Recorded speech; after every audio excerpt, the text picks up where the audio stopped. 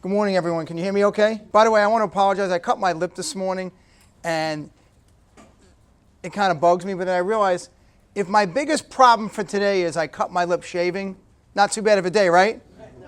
How many people have ever done that before? So today I'm going to share with you some powerful information that hopefully will change your life.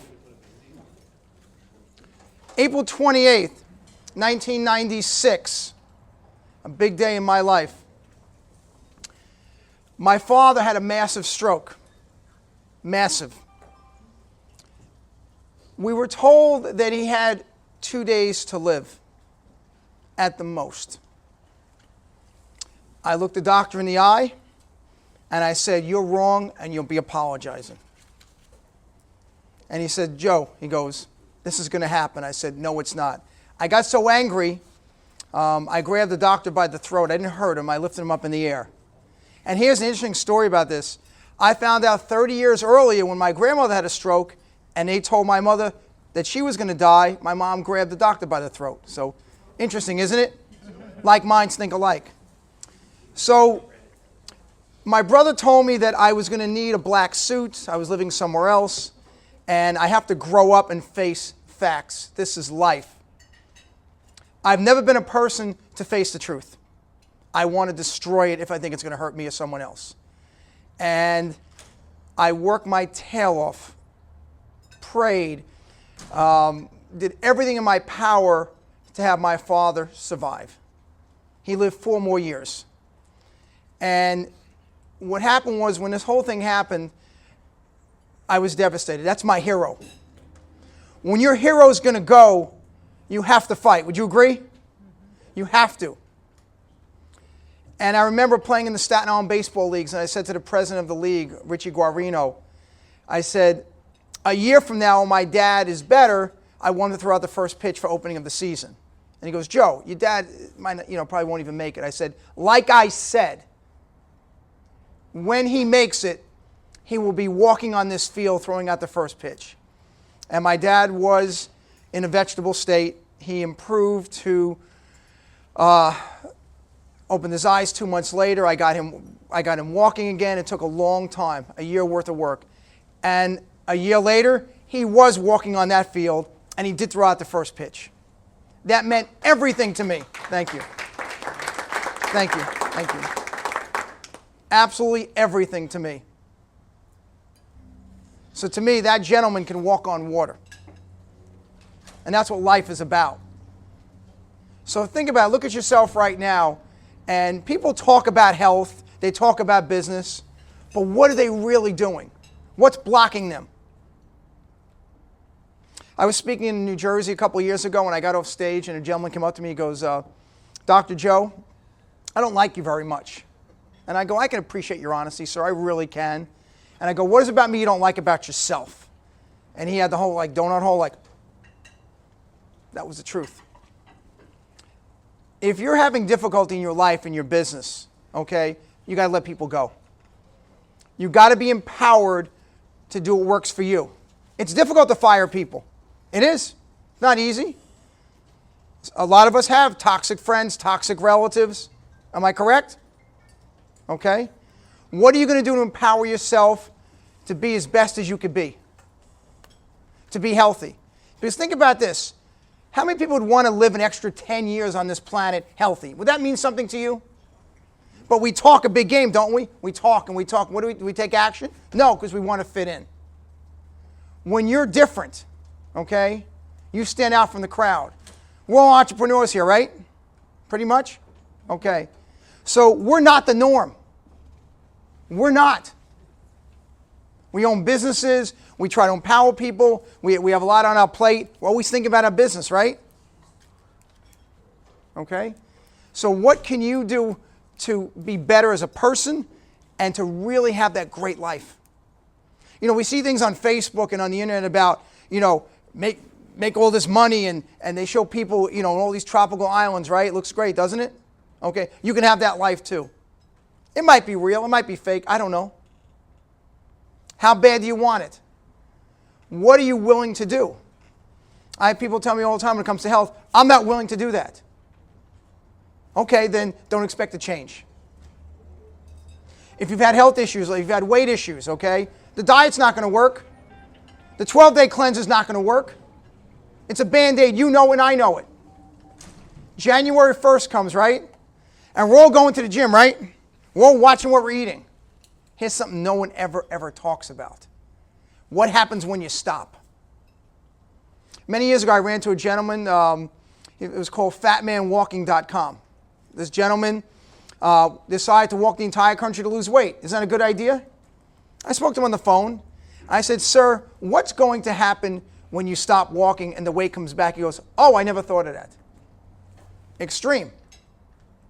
He had no plan. That's why these programs don't work. They're temporary. They're a Band-Aid. Let's be logical here. Let's be really logical.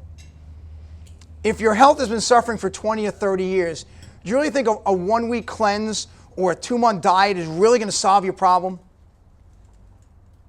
No, it's not going to. I don't care what your friends tell you. So you want to really empower yourself to get healthy. It takes time, it takes steps, it takes energy, and it takes work. It has to be part of who you are. I speak to people all the time. And most people look for the quick fix. In my industry as a doctor of nutrition, I see a lot of stuff that I don't like. I do. And someone asked me, how can I run a business, make money, and be authentic? Choose to. Choose to. I've always done things the way I want that I felt from my heart. Has it cost me money? I'm sure it has. In example, I own my own vitamin company, and I decided that I wanted to have vitamins that go from the lab to the patient with no warehouse. Not sitting around on a shelf, sitting in Amazon, in the store, whatever. And someone said, Joe, that's impossible. Okay? Any lab's going to charge you a lot of money to have your vitamins made. You won't make it. You know? And that's what I've been told. But guess what? It's not stopping me. It's not. Absolutely not. So I like being different. I love it. I love the fact that when I look in someone's eyes, okay, I can really help them. I'm not lying to them. My stuff isn't made overseas to be cheaper. And in some industries, you need to do that. I don't think food-based stuff should be. Back and forth, back and forth. We know a lot of chicken in this country, right? Goes from here to China and back. It's a fact. I've known it for 10 years. It came out in the news about a year ago. It's a choice. It's a whole choice. So I want to do things that I felt were right. My mom was diagnosed with cancer 3 years ago. Not once, but twice. Guess what? Twice the blood work was wrong. Completely wrong. The numbers were wrong. So when we go to a doctor and he says, this is what your blood work is, we believe the numbers, don't we? Here's something no one ever talks about.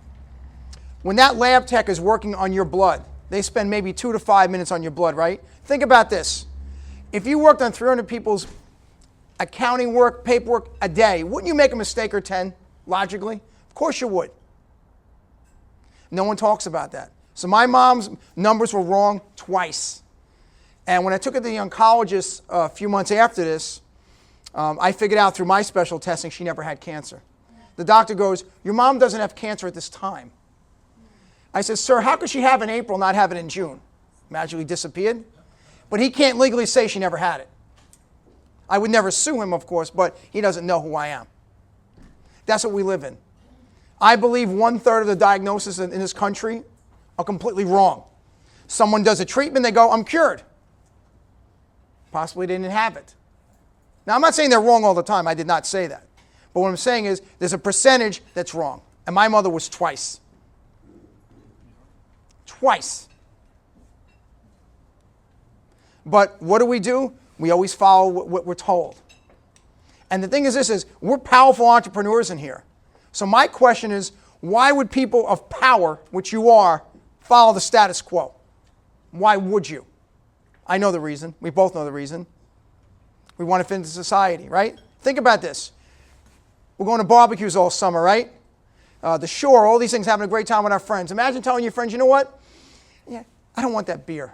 You know, that food is fried. I don't think I'm going to have that.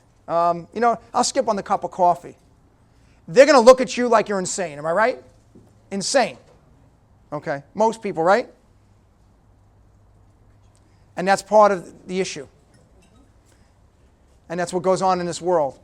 I'm real blessed, okay? I'm 50 years young, okay? I can still play baseball. I've had a number of knee surgeries as an athlete. I always recover because I believe I can. It's all here. It's all in your heart. How bad do you want something? And guess what? People are busy. They have kids. They have grandkids. You have a house. All these things.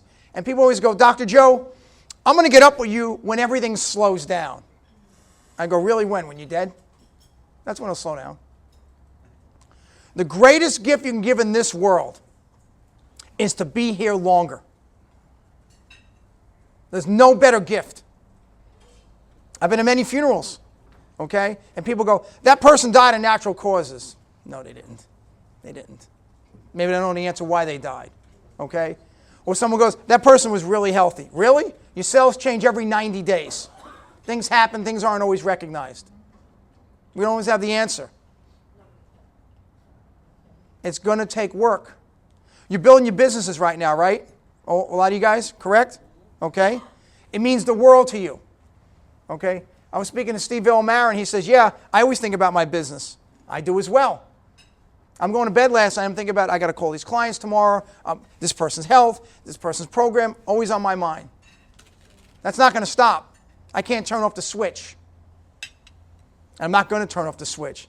But it's a matter of being in control of who you are. Having some balance in your life. Maybe you can miss your favorite TV show once in a while. Do something healthy. And it's not about going for a walk around the block. That's not the answer. Skipping meals isn't the answer.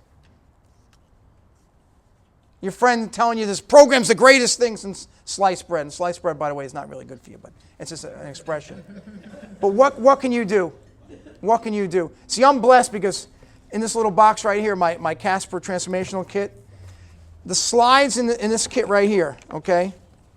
The slides in here, right here, are the reason why my mom does not have cancer or was misdiagnosed. I was able to fix it. I'm able to do some fantastic things now. When someone calls me for a program, I have my blood lady look at your blood for 2.5 hours under a microscope. How many labs out here do that? How many? 0.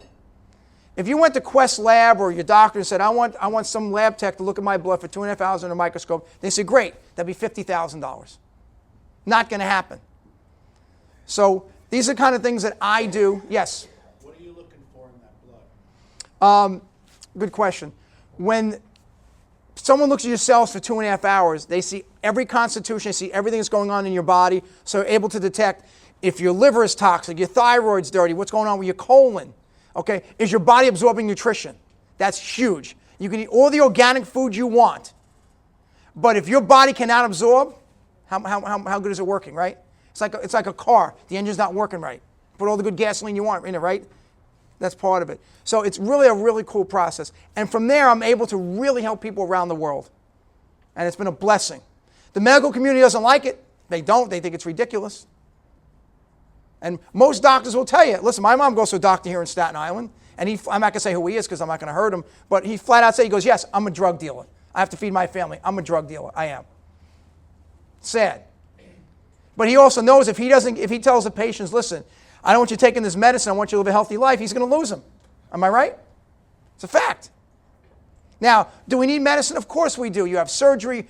I'm not saying it's unavoidable because you need it at times. But I think as a society, we rely on it too much. You know, I have a headache, take a pill. You know, my knee hurts, take another pill. It all adds up. It's just like your toxic thoughts, right? If you have a life of toxic people, okay, and stress and stress and stress, you don't think it builds up? You know what hits the fan at a certain point, doesn't it? Heart attack, stroke, depression. You have to make a decision for this not to happen. And I made that decision a long time ago. A long time ago. And I decided to give myself a life that I really wanted. But it's a lot of work. It's not easy. You had a question, sir? Is this in the context of where there's a book that's out, Eat Right for Your Blood Type? No, actually, it's funny you said no. Actually, my book is called Fire Your Diet. Okay, eat right for your blood type. It has some merit, but the problem is, again, your cells change all the time, and it's not 100% foolproof. I think it's a decent program. It's pretty good, but it's not perfect. No program is perfect. So, except when I designed this book, okay, I had somebody tell me, you need an acronym for the word diet. It took me 10 minutes. I'll tell you what diet stands for. Depression, insecurity, emotional trauma. Let me say it again. Diet stands for depression, insecurity, emotional trauma. It's a victim club. Think about this for a second. You want to be healthy, you want to be wealthy, right? They go together, don't they? Every time I meet someone and they go like this, they go, my health is more important than my wealth. And you know, I tell them, it's always the other way around. At least be honest with yourself. Be honest with yourself. If you can say, yes, it's more important for me to make money than my health, at least you're telling the truth. Because an excuse is a well thought out lie. When someone tells you, I'm going to get back to you. You know what they're really saying? No. Right? Any single guys here, you ask a girl for a date, she goes, I'm not sure, I'll let you know. That means no, guys. She's saying no in a polite way. Okay? And when people say, you know what, yeah, later on I'm sure they'll hire me. No, don't even think like that. They won't. There's always a miracle, of course. But realize you got to move on. You can only help people who want to be helped. That's all you can do. And remember that you're powerful and your business, okay, means a lot to you. So guess what? They're privileged to have you. When someone hires you, okay, they're the lucky one, they are, not you. They're fortunate to be with you. Always remember that. Bring them value, be authentic. And guess what? If you don't get the sale, oh well. Very, very important. Does the whole world hire me to help them? No. In fact, it's probably a good thing because I can't handle everyone. And I like the fact that people fly out to my retreat in Albuquerque, New Mexico, and I'm able to help them. It's great. Or I fly to their house around the world to help them. One person at a time. Someone said, well, Joe, why don't you do some group health coaching? I go, not going to work because we got 40 people in the group, 40 different problems, 40 different issues, 40 different personalities. Doesn't work. Doesn't. The group thing does not work. So I'm telling you right now, be as powerful as you can because you're going to come up with a lot of issues. It's going to happen. Think how bad you want it. Because I want to see you here for a long, long time. I want to help people. That's why I'm here. I've been told my whole life, even growing up, you can't, you can't, you can't. I'm not smart at all.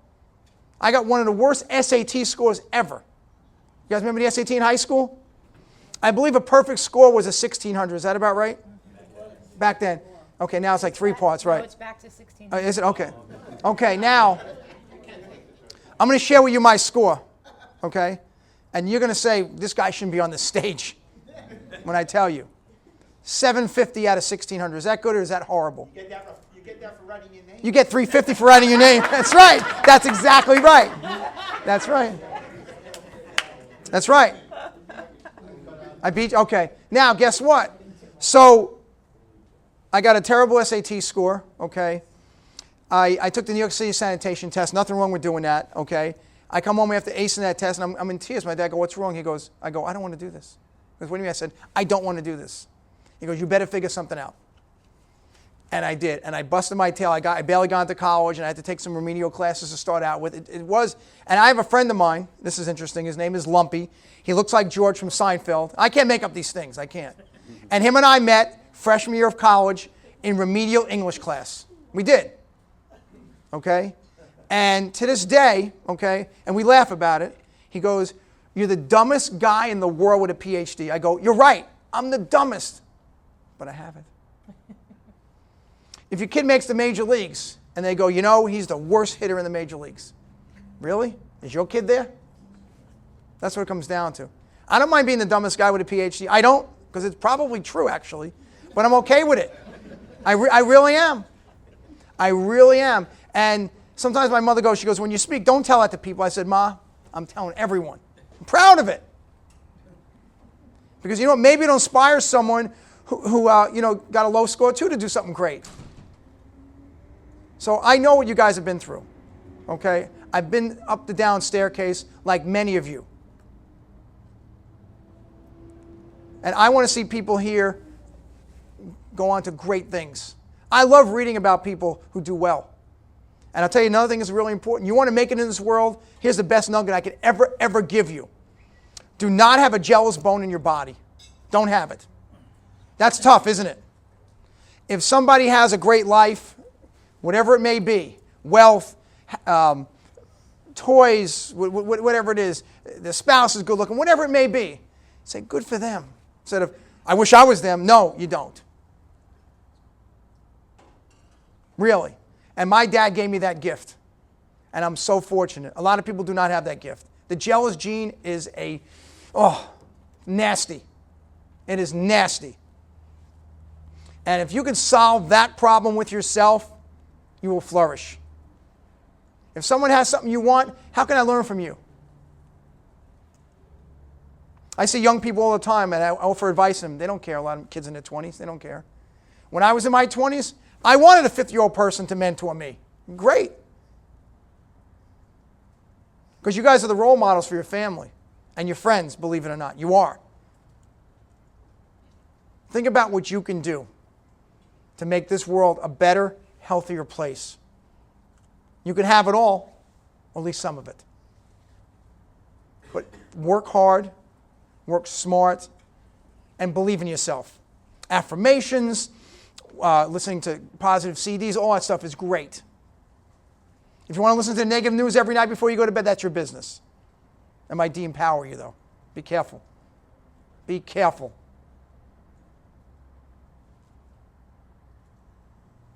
Look around this room. Take a look around. Some great friendships have been made here, right? Some great friendships. Okay? Great connections. Keep them going. Go up to someone and say, how can I assist you? And mean it. It'll come back to you tenfold. It will. I promise you it will. Be healthy in your mind and your spirit.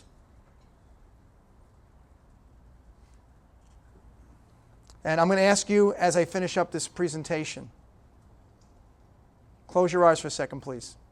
Close your eyes. Cell phones off. They should be anyway. As your eyes are closed, and mine are closed as well, ask yourself what means the most to you. How can I make myself a better person? Have less jealousy? And love more people. Open your eyes.